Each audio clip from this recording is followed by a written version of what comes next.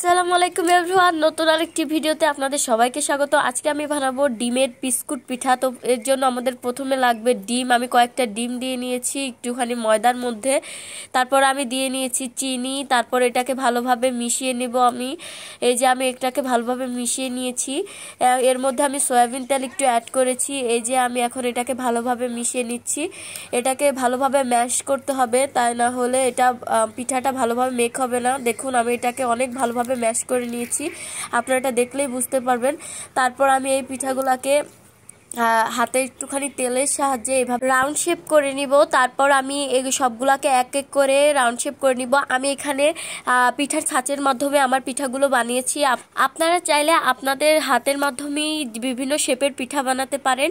এটা যে যার পছন্দ অনুযায়ী বানায়। আমার কাছে পিঠার ছাঁচ ছিল, তাই আমি আমার এই যে ছাঁচের মাধ্যমে দেখুন কতগুলো শেপের পিঠা বানিয়েছি। এখানে এই ছাঁচগুলো দিয়ে একটাই সুবিধা, যে শুধু গোল গোল করে শেপ করলেই একটুখানি প্রেসার দিলেই এত সুন্দর সুন্দর পিঠা হয়ে যায়। তো আমি অনেকগুলো এইভাবে বানিয়ে ফেলেছি। আপনারা দেখতেই পাচ্ছেন আমার এক একটা পিঠা এক এক ধরনের।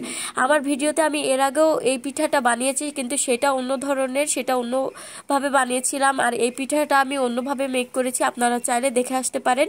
দেন আমি ফুটন্ত গরম তেলে পিঠাগুলো এভাবে ছেড়ে আমার পছন্দ অনুযায়ী কালার আসার পর্যন্ত আমি পিঠাগুলোকে ভেজে নিয়েছি। আপনারাও আপনাদের পছন্দ অনুযায়ী কালার আসা পর্যন্ত পিঠাগুলো ভাজতে পারেন।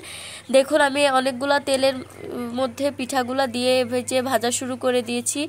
দেখুন আমার পিঠাগুলো কি সুন্দর ফুচকার মতো ফুলে যাচ্ছে। আসলে নতুন নতুন বানালে অনেকের পিঠা ফুলে না, তো এই ক্ষেত্রে আপনারা একটুখানি বেকিং পাউডার ইউজ করতে পারেন, এতে পিঠাগুলো ফুলে। এই যে আমার বিস্কিট পিঠা বানানো শেষ। আপনারাও এই রেসিপিটি ফলো করে ডিমের পিঠা বানাতে পারেন। তো আজকের মতন এই পর্যন্তই। আল্লাহ হাফেজ।